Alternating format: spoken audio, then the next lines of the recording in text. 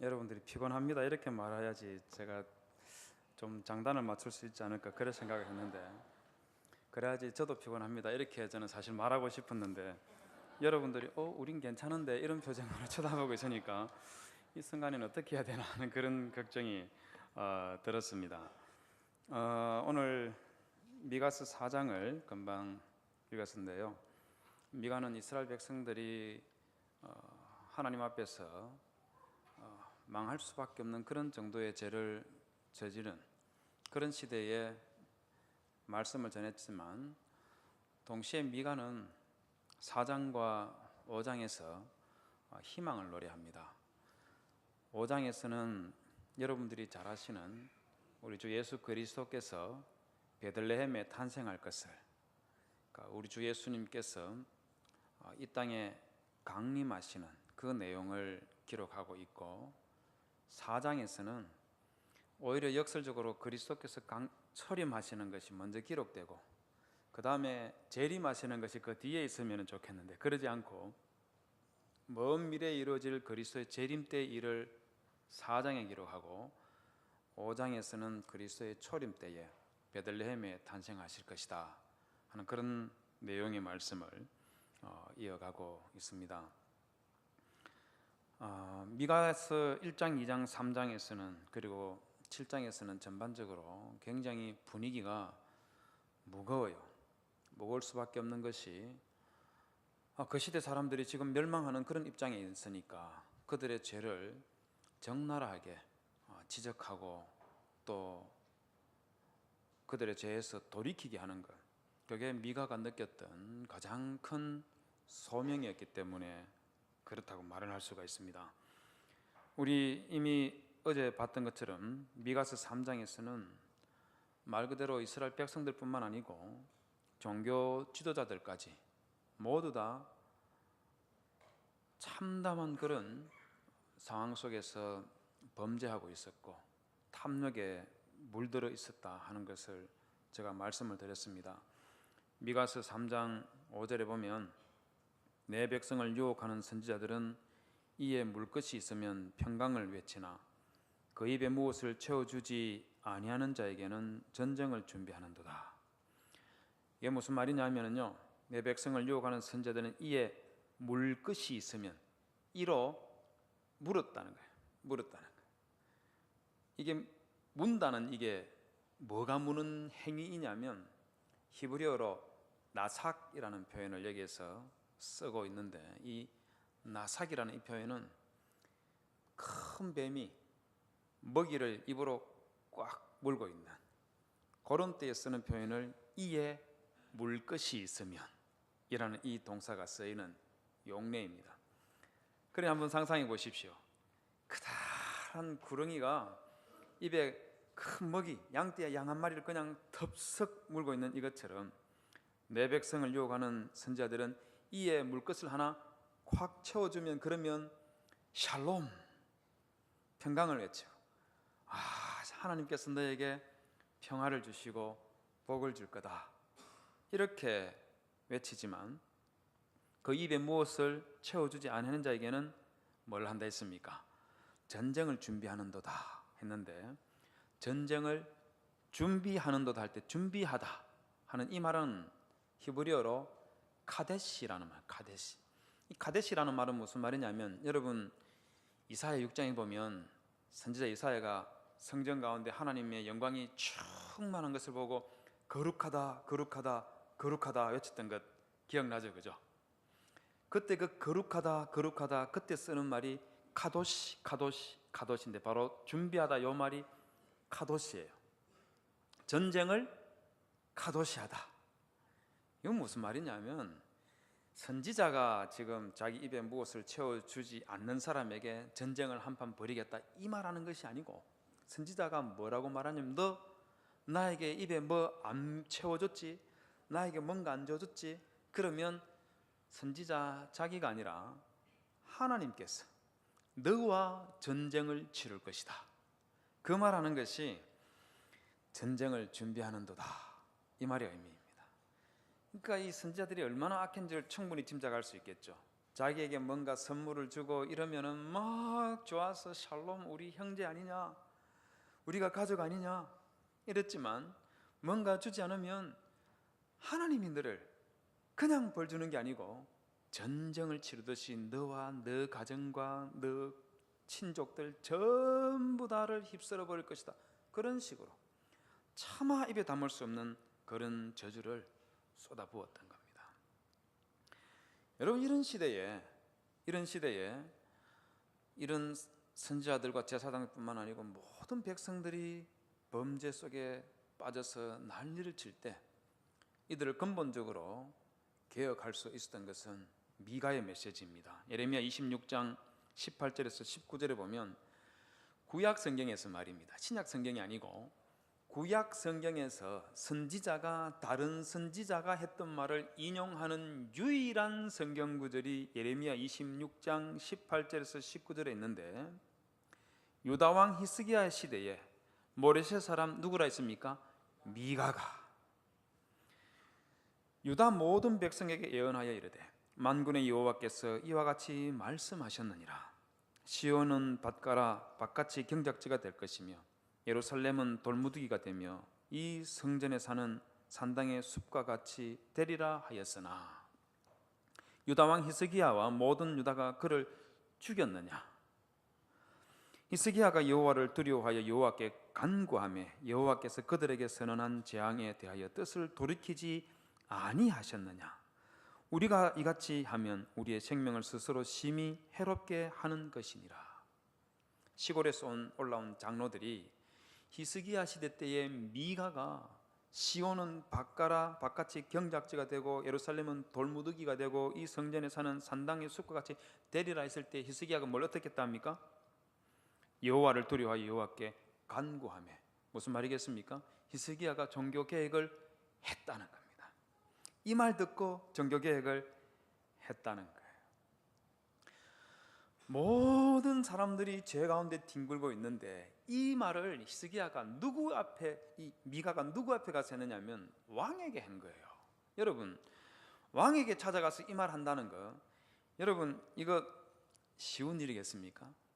여러분 앞에 있는 성경 구절 다시 한번 보여주시겠습니까? 화면에서 다음 장을 넘겨보시면 미가서 3장 12절의 말씀으로 미가가 이 말씀을 하였는데, 미가서 3장 2절에 보면 시온은 가라 엎은 밭이 되고 예루살렘은 무더기가 되고 성전에 사는 수풀의 높은 곳이 되리라. 말 그대로 왕이 살고 있는 예루살렘 쑥대밭이 되고 시온 성전이 무너지고 하는 이와 같은 엄청난 재앙이 임할 거다 하는 것을 미가가 왕 앞에서 대놓고 한 거예요. 여러분 이렇게 할 수 있겠습니까? 여기 쉽지 않아요. 예를 한번 들어볼까요? 태극기 집회하는 데 가서 박근혜 탄핵 이러면 어떻게 되겠습니까? 죽고 싶지 않으면 거기 가서 그런 말 하면 안 되는 거잖아요. 촛불 집회하는 데 가서 뭐라 할까요? 박근혜 석방 이렇게 외치면 어떻게 되겠습니까? 아마 돌에 맞아서 그날 길거리에 널브러져 있는 그런 처지로 발견될 가능성이 높습니다. 아마 이건 그냥 가능성이고, 사실 우리 대한민국에서 그런 식으로 시민들이 행동하지는 않죠. 아마 욕을 굉장히 많이 얻어먹지는 않겠습니까? 그런데 미가의 경우는 죽을 수 있는 상황이에요. 히스기야와 그의 신하들에게 죽을 수 있는 상황임에도 불구하고 거기에 가서 담대하게 시온은 갈아엎은 밭이 되고 예루살렘은 무더기가 되고 성전에 사는 수풀의 높은 것이 되리라, 이렇게 대놓고 쏘아붙였습니다. 여러분, 미가가 이렇게 할 수 있었던 그 용기가 어디에서 나왔겠습니까? 그 용기가 어디에서 나왔었겠어요? 그 용기는 어제 말씀드렸던 것처럼 미가 3장 8절에서 오직 나는 여호와의 영으로 말미암아 능력과 정의와 용기로 충만해졌어 야곱의 허물과 이스라엘의 죄를 그들에게 보이리라, 성령 충만의 결과였던 것입니다. 여러분, 제가 어제까지 지속적으로 우리 한국교회 종교개혁시대 때의 교회 얼마나 부패하고 타락했었는지를 말씀을 드렸는데, 여러분들은 지금 사랑이 꼽히는 교회 이 울타리 안에 있기 때문에 한국 교회가 얼마나 타락했는지에 대해서 잘 모르시는 분들도 많이 있을 겁니다. 여러분들이 상상을 초월할 정도로 타락한 그런 일들이 많이, 제가 솔직히 말씀드려서 목사인 제가 너무 부끄러워서 차마 그 실상을 여러분들에게 말씀드리지를 못합니다. 신학교 신학생들한테는 경각심을 말해주기 위해서 이 우리 고신교단에서 일어나는 부패들, 우리 교단 밖에서 일어나는 부패들에 대해서 말씀을 하지만 성도 여러분들은 너무 실망할까 봐 제가 차마 입에 담을 수가 없어요. 그런 분위기 속에서 제가 비록 신학 교수이지만 총회에 가서 우리 고신 교단에 누가 범죄하였기 때문에, 그러기 때문에 저 사람 벌 줘야 됩니다, 이 말 하기가 쉽지가 않습니다. 쉽지가 않아요. 왜 쉽지가 않겠습니까? 말 잘못했다가 교수직에서 쫓겨날 수도 있기 때문에. 저도 살아야 안 됩니까? 그죠? 저 자식도 있고. 그러다 보니까 말 함부로 못하는 거예요. 그런데 미가는 가서 이야기했다는 겁니다. 그 모든 용기가 나올 수 있었던 그 근본적인 배경은 성령 충만이었다는 것이죠. 여러분, 루트도 마찬가지였습니다. 루트가 보름스에 있는 성당에서 로마 제국 회의에서 종교 재판을 받게 됩니다. 이미 이 루트는 레오 10세에 의해서 파문을 당했어. 이 파문이라는 말은 무슨 말이냐면, 누구든지 예수 그리스도 이름으로 루트를 죽이면 살인죄가 아니고 정당하게 사형을 집행한 것이나 다름이 없다고 하는 것이, 그게 바로 파문입니다. 그래서 살아서 걸어다니지만 이 사람은 죽은 시체나 다름없다 하는 그런 의미를 가지고 있는 것이 파문입니다. 그런데 이 루트가 보름스 성당에서 자신을 두고 종교 재판하는 그 자리에 나타났었습니다. 독일의 황제가 루트에게 너가 95개 조항 발표한 것 지금이라도 네가 철회하면 그러면 용서해 주겠다, 이렇게 말합니다. 보름스 성당에 가보면은요, 지금도 저 성당에는 루트가 종교 재판을 받았던 그 자리에 비석이 씌워져 있습니다. 화면 한번 보여주시겠어요? 바로 저 자리에 Hier stand vor Kaiser und Reihe Martin Luther, 이렇게 독일어로 표시를 해놨습니다. 여기에 황제와 말틴 루트가 서서 재판을 받았다. 여러분, 루트가 최후 진술을 할 때 마지막으로 황제에게 이 말하고 죽을 수도 있는데 이렇게 말했습니다. 성경에 비추어 제가 잘못한 게 있다면 주장을 철회하겠습니다. 자기 모순에 빠지기 일수인 교황과 종교회의에 의한 판결이 아니라 보편적 이성과 성경의 근거에 제가 무죄이고 제 양심은 주님의 말씀에 사로잡혀 있는 것입니다. 저는 못합니다. 어떤 것도 철회할 수 없습니다. 양심을 거스르는 것은 온전하지 못하거니와 그렇게 해서는 안 됩니다. 각오하고 있습니다. 다른 것을 할 수 없습니다. 주여 나를 도우소서. 비장하게 주여 나를 도우소서. 이 말을 하고 루트가 자신의 말을 마무리했었는데, 이 말을 할 때 루트가 양심이라는 말을 두 번 쓰고 있습니다. 저기 보시면, 중간에 보시면 빨간 글씨로 되어 있는 제 양심은 주님의 말씀에 사로잡혀 있습니다, 이렇게 말했고, 두 번째로는 저는 못합니다. 어떤 것도 철회할 수 없습니다 하고 나서 양심을 거스르는 것은 온전하지 못하거니와, 이렇게 말합니다. 여러분, 루트가 이렇게 양심을 두 번을 말했다고 하니까 우리는 잘못 생각해서 이 양심이라는 것은, 루트가 말하는 이 양심이라는 것은요, 우리가 가지고 있는 그런 양심하고 다릅니다. 우리가 가지고 있는 양심은 어떤 행위에 대해서 옳고 그름, 선과 악을 구별하는 이 도덕적 의식이나 마음씨, 이걸 우리는 양심이라고 생각을 합니다. 그런데 보편 사람들의 이 양심이라는 것은 타락하고 부패해서 썩어서 정상적인 기능을 할 수가 없어요. 그런데 루트가 말하는 이 양심이라는 것은 이런 종류의 양심을 두고 하는 것이 아니라 성령 하나님에 의해서 밝히 그에게 조명되었고, 그리고 진리의 말씀에 의해서 형성된 신앙 양심, 하나님의 말씀과 성령으로 충만해져 있는 그런 양심을 두고 하는 말입니다. 그렇기 때문에 근본적으로 루트가 로마 황제 앞에서 나는 철회 못하겠습니다, 95개 조항의 진실입니다, 이렇게 말하고 끝까지 항거할 수 있었던 이유는 성령 하나님께서 그의 마음을 사로잡았었고, 진리의 말씀이 그의 마음을 사로잡고 있었기 때문입니다. 미가도 마찬가지였던 것이죠. 그 미가가 이스라엘 백성들에게 그들의 죄를 지적하고 나서 미가서 4장에서는 유토피아를 그리고 있어요. 미래의 이 예루살렘, 금방 조금 전에 시온은 바꿔라 엎은 그런 황무지처럼 될 것이고 예루살렘은 초토화될 것이다, 이렇게 말했는데 바로 한 장을 딱 넘기면 미가서 4장 1절에서 끝날에 이르러는 이렇게 시작을 합니다. 종말에는 그 종말이 되면 유토피아가 세워지는데, 그 유토피아의 내용이 1절에서 5절까지 쭉 이어지는데, 제가 솔직히 말씀을 준비할 때까지는 못 느꼈는데, 제가 이 교회에 와서 강의를 하는 동안에 목사님과 대화를 나누고 여러분들이 하는 것을 보면서 여러분들은 미가서 4장에 나오는 그 유토피아의 맛을 일부 보고 있구나 하는 그런 느낌을 제가 받았다면 제가 여러분들을 너무 과하게 칭찬하는 겁니까? 우리는 안 그랬는데 저 목사님이 우리 목사님한테 너무 썩은 거 아닌가, 뭐 이런 생각을 하실지 모르겠는데, 제가 여러분들이 말씀 생활하고 이 공동체 안에서 살아가는 모습을 보니까 미가서 4장 1절에서 5절에 있는 이 내용과 참 많은 부분에서 닮은 것이 있다는 그런 생각이 들었습니다.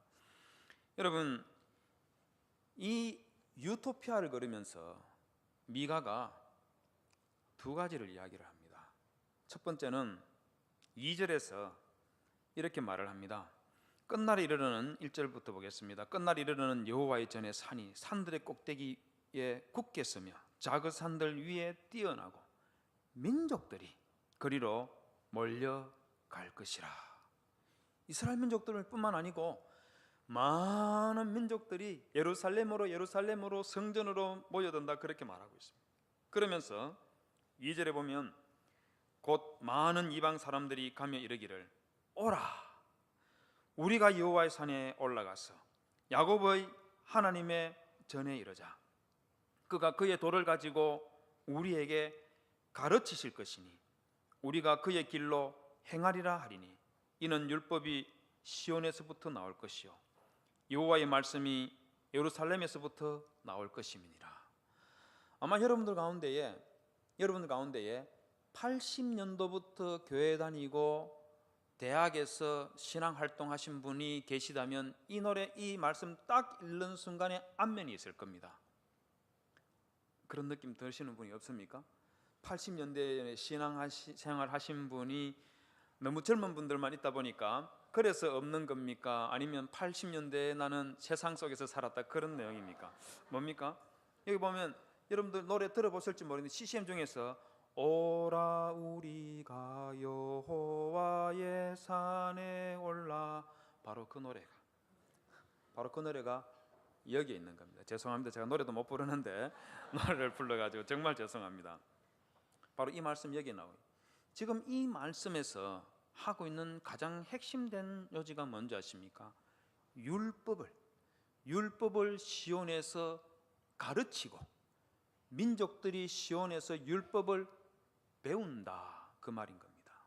그런데 미가는 이걸 유토피아, 미래의 종말의 시대에 메시아가 재림하실 그때에 이루어질 일이라고 그렇게 예언만 하고 끝나는 것이 아니라 미가는 그날을 꿈꾸면서 하나님의 율법을 가르쳤었고, 미가 자신이 이스라엘 백성들에게 했던 그 말씀도 사람들에게 가르치고 교육을 했었습니다. 여러분, 다시 예레미야 26장 17절에 보면 아까 봤던 내용입니다. 저기 보면 히스기야 시대의 모레셋 사람 미가가 유다의 모든 백성에게 예언하여 이르되 만군의 여호와께서 이와 같이 말씀하셨느니라. 시온은 바깥이 경작지가 될 것이며 예루살렘은 돌무더기가 되며 이 성전에 사는 산당의 숲과 같이 되리라. 이렇게 했는데 예레미야 26장 18절에서는요 미가서 3장 12절의 말씀을 인용을 하고 있는 겁니다. 그런데 비교를 해보면 우리 한글 성경에서 이러므로 너희로 말미암아 시온은 갈아엎은 밭이 되고 예루살렘은 무더기가 되고 성전에 사는 숲풀의 높은 곳이 되리라 하면서 주제는 같은 것 같은데 실제로 글씨는 어떻습니까? 문장은 어떻습니까? 똑같습니까? 다릅니까? 다르죠, 그죠? 이거는요 번역상의 문제 때문입니다. 히브리어 성경책을 한번 보여드릴까요? 히브리어가 이런 거라는 거 한번 구경만 한번 해보십시오. 바로 저기 보시면 저것들이 히브리어인데 여러분 뭐 무슨 말인지 잘 모를 거예요. 뭐지 알겠습니까? 저기 히브리어 보면 다른 거 보지 마시고 빨간색으로 네모 박사 해놓은 거 한번 보십시오. 두 군데를 해놨죠, 그죠? 두 군데를 그냥 보시면 비교를 한번 해보십시오. 똑같은 글자입니까? 다른 글자입니까? 무슨 말인지는 몰라도 똑같죠, 그죠? 그 다음에 막대기로 길게 해놓은 거 보십시오. 그것도 위에 것과 밑에 걸 한번 보십시오. 글자를 한번 차근히 한번 그림 같지만 우리 그림이라도 우리 보고 분석할 수 있지 않습니까? 한번 보십시오. 어떻습니까? 같습니까? 다릅니까? 그 다음 화살표를 밑으로 꺼놓은 거 있죠, 그죠? 그것도 한번 보십시오. 어떻습니까? 두 개가, 세 개가 모두 다 같죠, 그죠? 유일하게 차이가 있다면요 두 번째 중간에 있는 화살표가 위에 거하고 밑에 거가 마지막 문자가 네모짜리와 그 다음에 길게 내린 것 요거 딱 알파벳 하나만 차이 있고 나머지는 전부 다 똑같습니다. 그러나 한글로 번역한 걸 보면은 너무너무 주제는 비슷한 것 같은데 차이점이 많이 나죠. 번역상의 문제지 실제로 보면은 똑같다는 겁니다. 이건 뭘 보여주고 있냐면요 여러분 이 말을 누가 예레미야 26장 18절에 누가 했느냐면 시골에서 올라온 장로가 거기에서 히스기야 때에 미가가 이런 말을 했을 때 그때 누가 미가를 죽였느냐? 히스기야가 하나님께 통회하고 간구하여서 재앙을 면했지 않는 이 말을 할 때 미가서 3장 12절하고 똑같은 글자 한 자 안 틀리고 똑같은 말을 쭉 했다는 것은 뭘 의미하겠습니까? 시골에서 올라온 이 장로가 이 미가서 3장 12절의 내용을 그대로 암송했다는 겁니다. 미가의 말을 토라가 아니고 미가의 말을 이렇게 암송했다 하는 것은 무슨 의미를 가지고 있냐면요 이때는 미가가 언제까지 살았는데 우리가 정확하게 알 수는 없지만 미가가 이 메시지를 전한 때로부터 최소한 70년에서 더 멀리는 100년 정도가 지난 시기입니다. 그 긴 세월 동안 미가의 말은 전해지면서 사람들이 외우고 전해주고 하는 것이 반복이 됐다는 겁니다. 여러분 왜 미가가 이 말씀들 토라를 시골의 장로들에게 가르치고 또 외우게 했겠습니까? 왜 그랬겠습니까? 그 이유는 미래의 종말 시대 때 열방들이 시온에 몰려와서 율법의 말씀을 배우는 그것이 일어나지만 그때에 머물지 않고 지금 당장 이 유대인들이 이 이스라엘 백성들이 하나님 앞에 살아남을 수 있는 방법이 무엇일까? 그걸 미가가 고민했었고 그래서 토라와 하나님께서 미가 자신에게 주신 그 말씀을 가르친 거예요. 하나님 말씀을 교육하는 그 일을 미가가 실천을 했던 겁니다. 여러분 미래에 일어날 유토피아뿐만 아니고 지금 현재 여러분들의 교회가 맛보고 있듯이 우리 교회가 천국을 맛보려면 무엇에 근거해야 되는지 아십니까? 다른 데 있는 게 아닙니다. 하나님의 말씀이라는 우리 주님께서 교회에 주신 이 가치를 제대로 알고 이것을 우리 속에서 구현해 나가는 것, 이게 가장 큰 일입니다. 여러분 종교개혁가들이 했던 말들 중에 여러분 아시는 세 가지 유명한 말이 있습니다. 혹시 여러분들 솔리데오 글로리아라는 말 들어봤습니까? 오직 영광은 하나님께. 원래 종교개혁자들은요 세 가지 솔라라는 것을 말했습니다. 솔라 스크립튜라, 솔라 피데, 솔라 그라시아. 요 세 개에 더해 가지고 한 100, 한 20, 30년 전에 두 개를 더 붙였습니다. 솔라 크리스투스, 솔리데오, 그로리아. 원래 만들어진 것은 솔라 스크립투라, 솔라 피데, 솔라 그라시아였습니다. 이 세 가지가 처음 만들어진 것인데, 여러분 이 셋 중에서 오직 믿음, 오직 은혜, 우리는 이걸 제일 좋아할지 모르겠어요. 믿음으로 하나님의 은혜, 이 말이 우리에게는 제일 마음에 들지 모르겠습니다. 그런데 종교개혁가들은 이 솔라 피데와 솔라 그라시아 앞에다가 무엇을 먼저 뒀냐면 솔라 스크립추라, 오직 성경. 성경이 우리의 모든 신앙과 우리의 삶에 있어 가지고 가장 우선한다, 제일 중요하다, 그렇게 말했던 겁니다. 루트가 발트부르크 캐슬에서, 앞에 보시면 저 사진이 발트부르크라는 곳에 있는 성체인데, 저기에서 라틴어로 되어 있는 성경을 처음으로 독일어로 번역을 했습니다. 다음 장에 보시면 이 루트가 성경 번역했던 그 책상이 지금도 그대로 보존되어 전해져 내려오고 있습니다. 저기에서 독일어로 성경을 번역하고 나서 루트가 아주 유명한 말을 했어요. 루트가 했던 말이 뭐냐면 A simple layman, 아주 단순한 평신도가 armed with scripture, 성경으로 무장한 평신도가 is greater than the mightiest pope without it. 성경으로 무장한 평신도가 성경을 모르는 가장 강한 교황보다 더 위대하다. 루트 시대 때에 루트의 목숨을 좌지우지할 수 있는 그런 힘, 독일의 황제에게 명령을 내려서 루트를 체포해라, 이렇게 명령을 내릴 수 있는 그 교황보다도 더 위대한 자가 있다는 겁니다. 그 위대한 자가 누구라고 말하느냐 하면, 루트는 성경으로 무장한 평신도, 바로 성경을 공부하고 성경을 읽고 성경을 아는 여러분들이 교황보다 더 위대하다, 그 말을 해요. 여러분 신명기 4장 6절에서 8절에 보면 모세가 이스라엘 백성들을 두고 큰 나라, 위대한 나라다 하는 말을 3번을 말하고 있습니다. 신명기 4장 6절에 보면 이 큰 나라 사람, 7절에도 큰 나라가 어디 있느냐, 8절도 볼까요? 큰 나라가 어디 있느냐.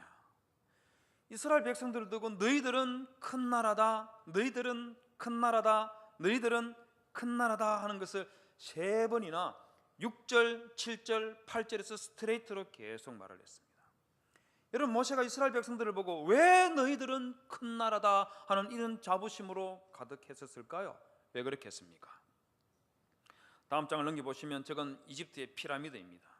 불과 이스라엘 백성들이 40년 전에 이집트에서 나올 때 그들이 늘 보고 쳐다봤던 그 피라미드, 모세가 자기 이스라엘 백성들이 가나안 땅에 들어가면 이집트 사람들이 건축했던 저 피라미드보다도 더 거대한 피라미드를 만들어낼 수 있는 그런 민족이기 때문에, 그래서 너희들은 큰 나라다 이렇게 말했을까요? 여러분 다음 사진에 보면 저거는 페르시아의 궁전터입니다. 지금부터 2500년 전에 만들어진 페르시아의 궁전터인데요, 규모가 어마어마합니다. 여러분 혹시 영화 300을 보셨는지 모르겠는데 그 300 영화에 보면은요, 페르시아 왕이 장엄한 광경 속에서 그 수십만 명의 페르시아 사람들을 호령하는 그런 장면이 나오는데 바로 저 궁전입니다. 저 궁전. 여러분 모세가 이스라엘 백성들에게 큰 나라다 이렇게 말한 것이, 이 이스라엘 백성들은 가나안 땅에 들어가면 페르시아 궁전보다도 더 웅장하고 거대한 그런 궁전을 지어낼 수 있는 그런 민족이기 때문에, 그래서 모세가 야 너희들은 큰 나라다, 큰 나라다, 큰 나라다 이렇게 말했을까요? 아닙니다. 신명기 4장 6절에서 8절에 보면 2가지 이유를 말하고 있습니다. 첫 번째로는 7절에 보시면 우리 하나님 여호와께서 우리가 그에게 기도할 때마다 우리에게 가까이 하심과 같이 그 신이 가까이 함을 얻은 큰 나라가 어디 있느냐. 무슨 말인지 아시겠습니까?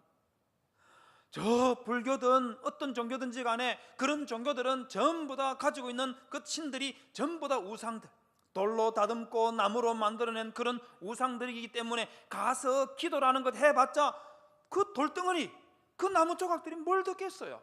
아무것도 들을 수가 없어요. 그런데 모세는 뭐라고 하고 있냐면, 우리가 그에게 기도할 때마다, 하나님께 기도할 때마다 우리에게 가까이 하심과 같이 그 신이 가까이 함을 얻은, 무슨 말이겠습니까? 우리가 기도할 때마다 응답하여 주시는 살아계신 하나님을 가진 그런 나라가 어디 있느냐?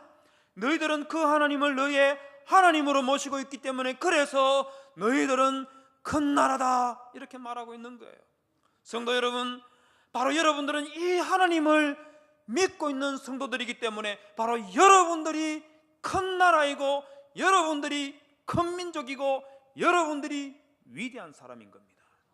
나의 기도에 응답해 주시는 그 하나님이 내 하나님이기 때문에 그래서 나는 초라하고 나는 배운 것도 없고 나는 가진 것도 없지만, 그러나 내 하나님이, 내 기도에 응답해 주시는 내 하나님이 나와 함께 가까이 하시기 때문에 그래서 나는 큰 사람인 겁니다. 여러분, 이런 신앙을 가지시기를 주님의 이름으로 부탁을 드립니다. 여러분뿐만 아니고 신명기 4장 6절과 8절에서 모세가 이스라엘 백성들을 두고 큰 나라다 이렇게 말했던 것은 한 가지 일을 두 곳에서 반복하고 있습니다. 6절에 보시면 그들이 이 모든 규례를 듣고, 이게 무슨 말이냐면 모세오경에 기록되어 있는 하나님의 말씀을 듣고, 그 말인 겁니다. 즉 하나님의 율법의 말씀에 기록되어 있는 내용들을 들었던 이방 나라 사람들이 이스라엘 백성들을 보고 너희들은 정말 큰 나라이다, 그렇게 칭송한다는 겁니다. 왜 칭송하느냐 하면 8절을 보십시오. 오늘 내가 너희에게 선포하는 이 율법과 같이 그 규례와 법도가 공의로운 큰 나라가 어디 있느냐. 모세는 하나님의 율법을 주면서 뭐라고 말하느냐 하면, 너희들이 하나님으로부터 받는 이 율법의 말씀은 세상 민족들이 가지고 있는 어떤 법들보다도 더 공의롭고 정의롭고 이와 같은 법은 존재하지 않는다, 그 말을 하고 있는 겁니다. 그렇기 때문에 그런 율법을 가지고 있는 이스라엘아, 너희들은 큰 나라 사람이다. 루트가 성경으로 무장한 평신도가 교황보다도 더 위대하다, 그렇게 말했던 것처럼 하나님의 말씀을 여러분들이 가지고 있고 이것을 읽고 묵상하고 암송하는 여러분들은, 그러기 때문에 모세의 관점에서 볼 때 여러분들은 큰 나라 사람이고 큰 교회 사람이고 큰 민족 사람이고, 그리고 여러분들은 위대한 사람들이라는 것을 믿으시기를 주님의 이름으로 부탁을 드립니다. 그런데 여러분, 그렇기 때문에 미가서 4장 1절에서 2절에서는 많은 이방 사람들이 가며 오라, 우리가 여호와의 산에 올라가서 야곱의 하나님의 전에 이르자, 그가 그의 도를 가지고 우리에게 가르치실 것이니라, 이렇게 말씀하신 겁니다. 그런데 여러분, 정말 유감스럽게도 우리 가운데 많은 사람들은 하나님의 율법의 말씀에 대해서 잘못된 시각을 가지고 율법을 폄하하는 그런 경우들이 굉장히 많이 있습니다. 마태복음 5장 43절에 보면 예수님께서 내 이웃을 사랑하고 내 원수를 미워하라 하였다는 것을 너희가 들었으나 나는 너희에게 이르노니 너희 원수를 사랑하며 너희를 박해하는 자를 위하여 기도하라, 이렇게 말씀하십니다. 이 말씀 가지고 많은 잘못된 생각을 가지고 있는 목회자들이 뭐라고 말하느냐 하면, 신약의 예수 그리스도는 너희 원수를 사랑하라고 이렇게 말씀하셨던 사랑의 하나님이고, 구약의 하나님은 내 이웃은 사랑하지만 내 원수는 미워하라고 한 그런 신이다. 그래서 구약의 신을 우리가 따라갈 것이 아니고 신약의 신을 믿어야 된다, 그런 식으로 말하는 사람들이 있습니다. 그러나 여러분, 성경을 모르고 하는 소리입니다. 예수님께서 너희 원수를 사랑하면 너희를 박해하는 자를 위하여 기도하라, 이렇게 말했는데, 여러분, 이 말씀은 레위기 19장 18절을 인용하는 말씀입니다. 여러분, 레위기 19장 18절을 같이 한번 읽어볼까요? 시작. 원수를 갚지 말며 동포를 원망하지 말며 내 이웃 사랑하기를 내 자신과 같이 사랑하라. 나는 여호와이니라. 우리 하나님은 원수 갚아라는 그런 말을 하지 않았어요. 원수를 갚는 것이 아니라 오히려 원수를 갚지 말고 동포를 원망하지 말고 내 이웃 사랑하기를 내 자신과 같이 사랑하라 하셨고, 우리 주 예수 그리스도께서는 그 레위기 19장 18절에 있는 그 말씀을 하고 계시는 거예요. 그런데 너희가 들었으나 라고 할 때 이스라엘 백성들이, 제자들이 듣고 있는 그 너희가 누구로부터 듣고 있느냐 하면, 이건 구약 성경으로부터 듣고 있는 것이 아니라 예수님 시대에 활동했던 율법사들과 바리새인들과 서기관들로부터 들었다, 그 말을 하고 있는 거예요. 유대인들이 가장 중요하게 생각하는 책들 중에 탈무드라는 게 있습니다.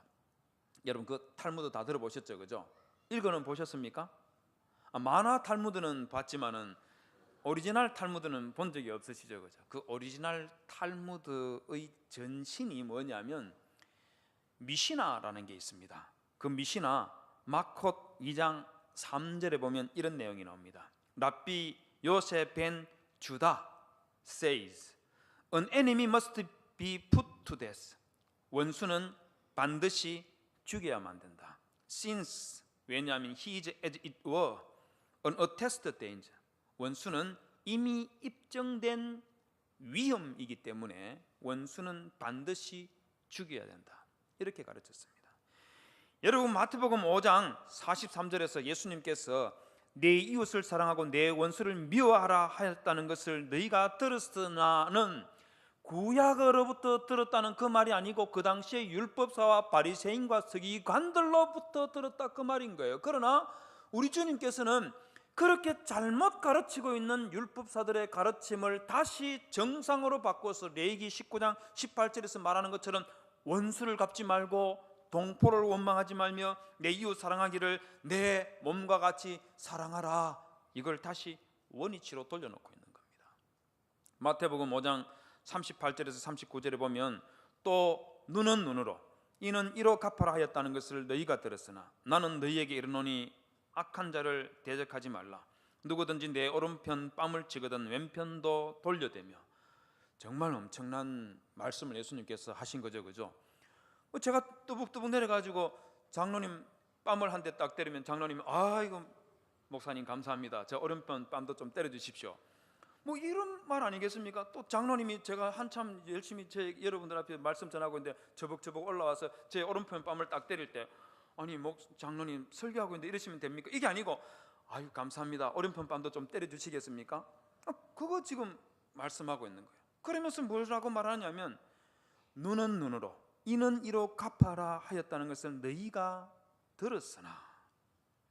여러분 이것도 심각한 오해입니다. 구약 성경 마태 출애굽기 21장 22절에서 24절에 보면 눈은 눈으로 이는 이로 라는 말이 나오는 것은 사실이에요.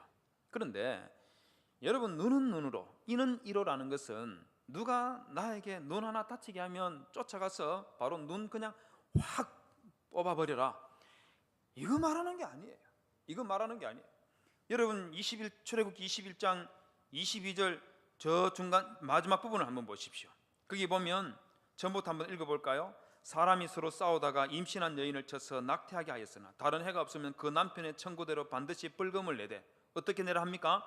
재판장의 판결을 따라 낼 것이니라. 무슨 말이냐면 눈은 눈으로 이는 이로라는 이 말은 누가 나에게 해를 가하면 가서 보복해라, 이 말이 아니고 구약 성경에서 우리에게 알려주는 것은 원수를 갚지 말고 동포를 원망하지 말고 내 이웃을 내 몸과 같이 사랑하라는 것. 그래서 나에게 해를 끼치는 그 사람에게 사랑해야 된다는, 그게 원칙인 거예요. 그러나 여러분 사람이 약하지 않습니까? 내가 너무너무 억울해서 도저히 못 참겠습니다. 그럴 때에 네가 가서 임의로 보복하는 것이 아니라 반드시 재판장의 판결에 따라서 눈을 다치게 한 사람은 눈을 뽑아버려라, 이걸 말하는 것이 아니고 눈을 다치게 한 그런 케이스는 눈을 다치게 하는 것보다도 더 심한 벌을 줘서는 안 된다면서 양형 기준을 제시하고 있는 거예요. 여러분 이렇게 말해도 여러분들이 도무지 그래도 이렇게 무서운 징벌이 어디 있습니까? 이렇게 생각할지 모르겠는데, 여러분 우리 잠시 우리 타임머신을 타고 한 200년 전으로 한번 돌아가 볼까요? 지금 여러분들은 조선시대 때에 여러분들 전부 다 양반집에 종을 한 100명 가까이 데리고 있는 그런 양반의 주인과 마님들이라고 한번 생각합시다. 여러분들에게 일단 기분은 좋죠, 그죠? 종이 한 100명 가까이 거느리고 있는 그런 집안의 마님과 안주인이니까 얼마나 좋습니까? 그런데 여러분들에게는 아들이라고 외아들 하나밖에 없습니다. 여러분들 집에 종이 아침에 밥을 하기 위해서 장작을 패는데, 도끼로 장작을 패는데 이 도끼를 잘못 휘둘러서 도끼가 휙 날아가서 여러분들의 외아들의 오른쪽 눈을 때려서 눈이 그냥 뽑혀버렸습니다. 그런 끔찍한 일이 났습니다. 그러면 여러분들이 그 도끼를 사용하다가 외아들의 눈을 상하게 한 그 종 어떻게 할 것 같습니까? 어떻게 할 것 같아요? 아니, 지금 여러분들 사랑에 꼽히는 교회의 성도로서 신앙심이 너무너무 좋고 사랑이 충만한 그런 성도의 입장에서 생각하지 마시고 200년 전에 예수 모를 때 그냥 여러분들이 양반님이십니다. 그런 입장에서 여러분, 내 외아들의 눈을 상하게 한 그 종 어떻게 할 것 같습니까? 솔직하게 말해보세요. 어떻게 할 것 같습니까? 죽이겠죠. 죽였겠죠. 그냥 죽이겠습니까? 아마 모질게 두들겨 패가지고 종들을 동원해가지고 정말 처참하게 죽였을 거예요. 여러분, 그 종만 죽였겠습니까? 그 종의 아내와 자식이 있으면 이 사람들은 또 어떻게 했겠습니까? 이 종의 아들에게도 보복하지 않았겠어요? 아내를 그냥 재산 몰수하고 쫓아내지 않았겠습니까? 여러분, 고대 사회는 다 이랬습니다. 그런데 우리 출애굽기 21장 22절에서 24절에서는 뭐라고 하느냐면 원수 갚지 말라는 겁니다. 동포를 원망하지 말고 사랑하라는 거예요. 그러나 도저히 내가 그것 안 되겠으면 그때는 재판장의 판결을 따라 눈을 다치게 했으면 눈을 다치게 하는 것 그 이상 하는 것은 불가하다. 그걸 말하고 있는 거예요. 여러분들이 그래도 좀 심합니다 이렇게 생각할지 모르겠는데요, 율법이 기록되던 그 시기에 만들어졌던 아시리아 법전에 보면은 이런 내용이 나옵니다. 아시리아 법전 55항과 56항에 보면 이프 세이그니어라는 말은 뭐는 아시리아의 일반 시민을 부를 때 저렇게 불렀습니다. 한 시민이 처녀를 강제로 붙잡아다가 성폭행을 하였다면 징벌을 어떻게 내리면 되겠습니까? 다 읽을 것 없이 밑에 있는 빨간 글씨로 보면 The part of the virgin, 그 처녀의 아버지는 shall take the wife of the virgin's rabbis, 처녀를 성폭행한 자의 아내를 붙잡아다가 give her to be ravished, 그녀가 성폭행 당하게 해라. 여러분, 미쳤지 않습니까? 이게 무슨 법이라고 이런 법을 내놨을까요? 성폭행을 한 그 사람을 붙잡아다가 이 사람을 그냥 두들겨 패든지 감옥에 집어넣든지 아니면 죽이든지 아니면 거세를 하든지 이 사람에게 벌을 줘야 되는 거 아닙니까? 그런데 이 사람에게 벌을 주는 게 아니라 이 사람의 아내가 무슨 잘못을 저질렀다고 그 아내를 붙잡아다가 성폭행 당하는 것을 이걸 법이라고 만들어 놨습니다. 함무라비 법전이라고 여러분들 들어봤으리라고 생각됩니다. 함무라비 법전 229항에서 230항에 보면 함무라비 법전이 여기 보시는 이 돌기둥에 쫙 기록이 되어 있는데요, 229항에서 230항에 보면 어떤 건축업자가 집을 지었는데 이 건물이 무너져서 집주인을 죽게 만들면 그 건축업자를 죽여라 하고 229항에 기록이 되어 있습니다. 대단하죠, 그죠? 삼성레미안 건축하다가 그 아파트가 무너져서 누가 죽으면은 그러면 누굴 붙잡아다 죽이라는 겁니까? 이제 그분이지 않습니까? 이러면은 좀 곤란한데 어쨌든 함무라비 법전 229항에서 그렇게 해놨습니다. 230항에서는 어떻게 해놨냐면 만약에 그 집이 무너져서 그 집 주인의 아들이 죽으면 그러면 그들은 그 건축가의 아들을 죽여라. 여러분, 황당하다는 생각 들지 않습니까?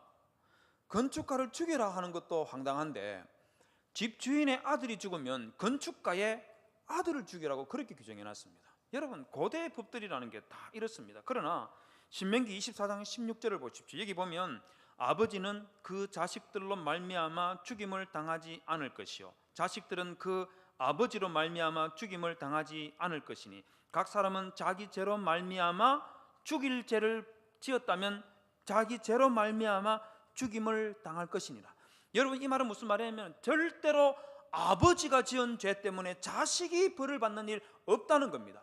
자식이 지은 죄 때문에 부모가 도망 다니는 그런 일 없다는 거예요. 여러분 이게 지금부터 무려 3,500년 전에 우리 구약의 율법서에 기록된 내용입니다. 여러분 우리 이거 지금도 못한다는 거 아십니까? 우리 지금도 이거 못해요. 과거에 연좌제가 있었는데 그 연좌제가 폐지되었지만 여러분 연좌제 그냥 폐지되고 끝난 줄 압니까? 아닙니다. 여러분 한 달 전에 여러분 뉴스 봤겠지만은요, 한 달 전인가 언젠가 어떤 가수의 아버지가 돈 떼먹고 저 호주로 도망갔는데 그게 알려지니까 그 가수 활동 그만뒀습니다. 왠지 아십니까? 자기 아버지 죄 때문에. 자기 아버지 때문에. 제가 그 가수 편들라 하는 게 아니에요. 그 아버지가 죄를 지었기 때문에 이 가수가 가수로 활동을 못하는 게 그게 우리 사회입니다. 그러나 구약은 지금부터 3,500년 전에 아버지의 잘못 때문에 자식이 도망다닐 일 없다는 거예요. 자식의 잘못 때문에 아버지가 도망다닐 일 없다 그렇게 말하고 있습니다. 여러분 얼마나 공평한 법이었느냐 하면 신명기 17장에 보면 왕이 되면 그 왕은 반드시 이 율법서의 등사본을 만들어서 이 율법의 모든 말과 이 규례를 지켜 행할 것이라. 그리하면 그의 마음이 그의 형제 위에 교만하지 아니하고 이 명령에서 떠나 자로나 오르나 치우치지 아니하리라 그렇게 말합니다. 여러분 이 말이 무슨 말인지 아시겠습니까? 이 말씀의 취지가 무엇이냐면 왕은 법 위에 존재하는 자가 아니고 법과 대등한 존재가 아니고 왕은 법 아래 존재하는 자라는 겁니다. 문재인 대통령이든 박근혜 대통령이든 이명박 대통령이든 박정희 대통령이든 가릴 것 없이 모든 대통령은 법 위에 존재하는 자가 아니고 법과 대등한 존재가 아니고 법 아래에 있는 존재예요. 저와 여러분들이 법 아래에 있는 존재인 것처럼 대통령이든 국회의원이든 장관이든 누구든지 간에 권력을 쥐었든 권력을 잃었든 관계할 것 없이 그들은 모두 다 법 아래에 존재하는 자예요. 여러분 이 사상을, 이런 법 정신을 우리는 아직도 구현하지 못해요. 그러나 기원전 지금부터 3,500년 전에 하나님께서는 모세를 통해서 왕이든 누구든 가릴 것 없이 모든 사람들은 법 앞에서 평등하다. 하나님의 형상으로 지음받아서 남자와 여자가 평등한 것처럼 모든 사람은 법 앞에 평등하다고 가르친 것이 그게 율법인 겁니다. 여러분뿐만 아니고 출애굽기 23장 4절에서 5절에 보면 원수에 대해서 이렇게도 말합니다. 네가 만일 내 원수의 길 잃은 소나 나귀를 보거든 반드시 그 사람에게로 돌릴지며 네가 만일 너를 미워하는 자의 나귀가 짐을 싣고 엎드러짐을 보거든 그것을 버려두지 말고 그것을 도와 그 짐을 부릴지니라. 여러분 원수를 갚으라고 합니까? 갚으라고 하나요? 원수 갚지 마는 것뿐만 아니고 원수가 공경에 처했을 때에 도와주라 하는 것이 그게 율법의 정신입니다. 신명기 24장 17절에서 22절에 보면 객이나 고아의 송사를 억울하게 하지 말며 과부의 옷을 전당받지 말라. 밭에서 곡식을 벨 때에 나그네와 고아와 과부를 위하여 남겨둬라. 감람나무를 뜰 때에 객과 고아와 과부를 위하여 남겨둬라. 포도원의 포도를 딴 후에 그것을 다 따지 말고 객과 고아와 과부를 위하여 남겨둬라. 네가 심었고 네가 거둔 거라고 해서 네 마음껏 모든 걸 다 따먹어서 그래서 너만 혼자 잘 살아라 이 말하는 것이 아니라 너 옆에 있는 객과 고아와 나그네 이 사람들의 먹고 살 것을 위해서 네가 좀 남겨줘라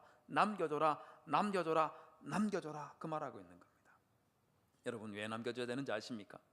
왜 남겨줘야 되는지 아십니까? 여러분 18절을 보십시오. 너는 애굽에서 종되었던 일과 내 하나님 여호와께서 너를 거기서 속량하신 것을 기억하라. 22절로 볼까요? 너는 애굽 땅에서 종되은 것을 기억하라. 이러므로 내가 너에게, 뒷부분에 잘 제가 보이지 않습니다만 바로 하나님께서는 반복해서 너희들을 애굽에서 구원해 내었다는 거예요. 그걸 하나님께서 말씀하시면서 객과 고아와 과부를 위해서 남겨두고 사랑을 베풀어라, 그 말씀하고 있는 것입니다. 성도 여러분, 이것은 이스라엘 백성들에게만 이 말씀하시는 것이 아니라 동일하게 우리에게, 우리는 이집트에서 출애굽한 것이 아니고 우리는 죄와 사망으로부터 출애굽시킨 것이 그분이 우리 주 예수 그리스도이고 그분을 믿는 것이 우리들이기 때문에, 그래서 우리는 이집트에서 출애굽한 그 사람들보다도 더 적극적으로 가난하고 불쌍한 사람들에게 사랑과 자비를 나누어줘야 하는 것이, 그게 성도들인 겁니다. 여러분, 그런 신앙의 삶, 여러분 지금도 실천하고 계시지만 변함없이 더 많이 실천하시는 그런 성도님들이 되시기를 주님의 이름으로 부탁을 드립니다. 여러분, 미가서 4장 1절에서 5절에 있는 말씀을 읽었었는데요, 여러분 사실은 이 말씀은 이사야 2장 2절에서 5절에 있는 말씀과 똑같은 말씀입니다. 빨간색으로 해놓은 거 한번 보십시오.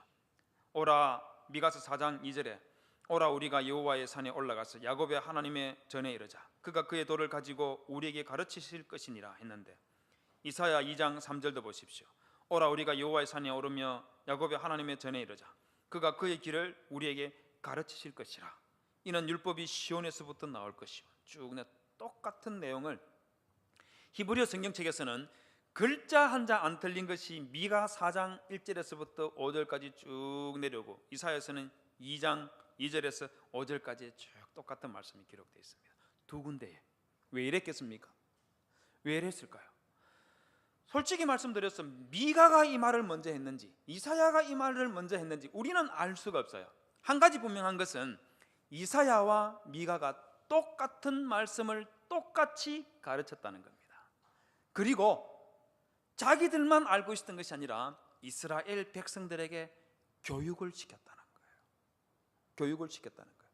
여러분, 미래의 파라다이스에 일어날 율법 가르치는 그 일, 그것만 중요한 것이 아니라, 여러분 사랑에 꼽히는 교회가 정말 좋은 교회인 것 같아요. 제가 이 교회에서 한 달, 두 달 더 다녀봐야지 어느 만큼 좋은 교회인지가 제가 판단을 정상적으로 할 수 있을 것 같은데, 그냥 2, 3일 와가지고 제가 여러분들 어떻게 모든 것을 판단하겠습니까마는, 그러나 제 보기에 여러분들 교회가 참 좋은 교회인 것 같아요. 그런데 여러분, 이 좋은 교회가 10년, 20년, 50년, 100년을 이어가게 하려면, 100년을 이어가게 하기 위해서 가장 필요한 것이 뭔지 아시겠습니까? 그것은 하나님의 말씀을 교육시키는 겁니다. 한국교회가 부패하고 타락해서 엉망이 되어가고 있는 이 한국교회를 제대로 세울 수 있는 유일한 방법이 뭔지 아시겠습니까? 그것은 하나님의 말씀을 정상적으로 가르치는 거예요. 유대인들이 가장 존경하는 랍비가 3사람이 있습니다. 그 중에서도 당연코 제일 존경받는 사람이 있는데, 그 사람은 요하난 벤 자카이라는 사람입니다. 앞에 화면에 나오는 저것이 요하난 벤 자카이가 아니고 요하난 벤 자카이 무덤 앞에서 유대인 랍비 한 사람이 저기에서 기도하고 있는 내용입니다. 여러분, 이 요하난 벤 자카이가 얼마나 대단한 사람이냐면요, 여러분 유대인들이 대단한 사람들이지 않습니까? 하버드 대학의 30%가 유대인이라는 거 아십니까? 우리 한국 사람은 1%도 안 돼요. 1%도 안 됩니다. 아니 0.5%도 안 됩니다. 그러나 유대인들은 무려 30%. 예일대학교의 전체 전교생의 25%가 유대인이라는 거 아십니까? 노벨상 수상자의 30%가 유대인이라는 거 아십니까? 어마어마한 민족이에요. 여러분, 이 유대인들이 이와 같이 대단한 그런 민족이 되는데 결정적인 역할을 한 사람이 누구냐면 바로 이 요하난 벤자카이입니다. 이 요하난 벤자카이가 살았던 때가 예수님보다 한 20-30년 먼저 태어나서 예수님께서 부활 승천하시고 난 그 이후까지 AD 약 80년까지 살았습니다. AD 70년에 예루살렘을 멸망시키기 위해서 로마 군인들이 공격해서 포위를 하고 있었습니다. 마치 사마리아를 포위 공격했던 것처럼 예루살렘을 포위하고 유대인들을 단 한 명도 남기지 않고 다 죽여라 하는 그런 황제의 명령을 받고 디도 장군이 와서 포위를 하고 있었습니다. 그때 요하난 벤자카이가 어떻게 하면은 유대인을 이 지구상에서 소멸되지 않고 이 유대인을 지구가 끝나는 하나님께서 이 땅에 오게 만드시는 그 종말의 때까지 살아남게 할 수 있을까 고민을 했습니다. 깊은 고민을 하면서 요하난 벤자카이가 예루살렘을 공격하는 최고 사령관이었던 디도 장군에게 찾아가서 3가지를 부탁하려고 마음에 작심을 했습니다. 여러분, 이 요하난 벤자카이가요, 랍비가 되기 위해서 40살에 공부를 시작했던 사람입니다. 정말 늦게 시작했었죠. 40살에 공부를 하기 시작해서 최고의 랍비가 됐는데, 이 사람이 얼마나 열심히 공부를 했던지요, 공부를 하고 있으면 머리에서 연기가, 공부하는 그 열기와 열정 때문에 연기가 위로 막 피어올랐다고 합니다. 하루는 참새 한 마리가 요하난 벤자카이 머리 위를 지나가다가 그 열기에 타서 떨어져 죽었다는 그런 전설 따라 삼천리 같은 그런 이야기도 전해져 탈무드에 전해져 내려오고 있습니다. 이 요하난 벤자카이가 어떻게 하면은 유대인을 살려낼까 고민하다가 자기 자신이 유대인들은 끝까지 항전하다가 다 죽자 그런 입장을 취하고 있었고, 요하난 벤자카이는 아니다, 내가 디도에를 만나야 되겠다 이래 작심을 했는데 밖에 나갈 수가 없어요. 나갔다가는 아주 열렬분자들에 의해서 죽을 수가 있었기 때문에 나갈 수가 없었습니다. 그때 요하난 벤자카이가 제자들을 시켜가지고 요하난 벤자카이가 병들었다 하는 것을 소문을 내게 하고, 일주일 뒤에 요하난 벤자카이가 이제 죽었다, 그래서 요하난 벤자카이의 시신을 성 밖으로 내어간다 하면서 시신처럼 위장해서 요하난 벤자카이를 예루살렘 밖으로 들고 나갔습니다. 바로 그러자 밤에 요하난 벤자카이가 일어나서 디도 장군에게 찾아가가지고 디도 장군에게 당신은 이 전쟁이 끝나고 로마로 돌아가면 당신은 황제가 됩니다. 실제로 디도가 황제가 됩니다. 황제가 됩니다 하는 것을 예언해 줍니다. 그러자 디도가 황제가 된다 하니까 얼마나 기분이 좋겠습니까? 너 뭐 때문에 나를 찾아왔는데? 네가 원하는 게 뭐냐? 그때 요하난 벤자카이가 다른 거 다 필요 없고 3가지만 남겨주십시오. 당신이 이 예루살렘을 공격하더라도 3가지만 남겨주십시오 하고 간절하게 부탁을 했습니다. 3가지가 무엇일까요? 예루살렘에 가면은요, 제가 금요일에 여러분들에게 보여드렸던 것처럼 예루살렘 성 중앙에는 헤롯 성전이 있었습니다. 거대한 성전입니다. 여러분, 저 성전이 어느 만큼 크냐면요, 축구장 있죠? 축구장에 선수가 뛸 수 있는 필드 있지 않습니까? 그 필드 20개를 넣을 수 있는 면적을 가진 게 그게 성전입니다. 성전 땅 위로 있는 것뿐만 아니고 땅 밑으로 있는 것까지 합치면은요, 피라미드 이런 것은요 세계 7대 불가사 이러지만 피라미드는 애 장난감이 지나지 않습니다. 정말 어마어마한 것이 예루살렘 성전이에요. 여러분, 요하난 벤자카이가 성전을 남겨달라고 했을까요? 아닙니다. 성전 남겨달라는 말은 입 밖에 꺼내지도 않았습니다. 요하난 벤자카이가 남겨달라고 했던 것이 무엇이냐면요, 3가지. 토라 한 권, 학교 하나 지어주십시오. 이 학교에서 학생들을 가르칠 수 있는 선생 10명을 남겨주십시오. 이걸 요구를 했었습니다. 그 토라 학교 전통이 지금까지 내려오는 거예요. 여러분, 이걸 우리 식으로 바꾸면 어떻게 되는지 아시겠습니까? 주일 학교를 남겨주고 주일 학교 선생 10명을 남겨달라, 그리고 성경 말씀 남겨달라, 이걸 요구했다는 거예요. 이것만 있으면 이 유대인들 지구가 종말이 이를 때까지 영원토록 멸망하지 않고 살아남을 수 있다고 요하난 벤자카이는 그렇게 믿었던 겁니다. 성도 여러분, 저는 이 요하난 벤자카이의 생각이 우리에게도 저는 마찬가지라고 생각해요. 여러분들이 섬기고 있는 이 교회당 건물이 이게 100년 가겠습니까? 100년 뒤에는 없을 거예요. 하지만 이 교회에서 가르치는 하나님의 말씀이 있다면, 그 말씀을 가르치는 교사가 있다면, 그들로 인하여서 이 말씀을 배우는 여러분들의 자녀들이 이 교회에서 신앙생활하고 전해주고 또 신앙생활하고 또 물려주고 하면서 100년, 200년, 500년, 1000년을 이어갈 겁니다. 여러분, 저는 100년 뒤에 우리 세상이 어떻게 될지 모르겠어요. 50년 뒤에 우리 세상이 어떻게 될지 모르겠습니다. TV 플러스라는 그 채널에 보니까 20년 뒤에는 AI가 거의 모든 것을 통제하는 시대가 올 가능성이 있다고 그렇게 이야기했습니다. 30년 정도가 지나면 로봇이 인간의 노동을 거의 대부분 대체할 것이라고 그렇게 예고를 했습니다. 제가 그걸 보면서 두렵다는 생각이 들었습니다. 여러분, 그런 시대에 왔을 때에 AI가 인간을 지배하려고 할 때 여러분, 그때 여러분들은 뭘 해야 되겠습니까? 저는 우리 교회는 인간은 AI와 로봇에게 지배당할 그런 존재가 아니라는 것을 가르쳐야 된다고 생각해요.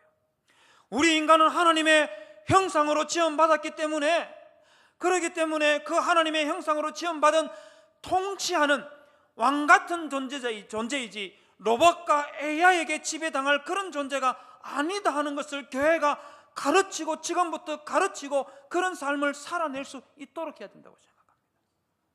여러분, 또 20년, 30년 뒤에 되면 우리의 가족관계가 어떻게 될지 모르겠어요. 지금도 동성애자들이 난리를 치고 있습니다. 지금은 더 나아가가지고 인형을 만들어서 어쩌고 저쩌고 정말 참담한 소리들이 흘러나오고 있어요. 알 수 없습니다. 20년, 50년 뒤에는 전부 다 동성애자가 되어 있을지, 온 가족들이 붕괴돼서 엉망이 되어 있을지 저는 알 수가 없어요. 하지만 여러분, 우리는 지금부터 우리 자녀들에게 가르쳐야 됩니다. 여러분들의 자녀들은, 우리의 자녀들은 동성애를 하는 그런 사람들, AI와 로봇에게 지배를 당하는 그런 존재가 아니고 우리의 자녀들은 휴먼, 우리의 자녀들은 인간이고 하나님의 형상으로 지음받은 인간이라는 것을 지금부터 가르치고 하나님 말씀 가운데 살아낼 수 있도록 가르쳐야 되는 거예요. 여러분, 그것을 할 수 있는 것은 학교가 아닙니다. 교육부가 할 수 있는 거 아니에요.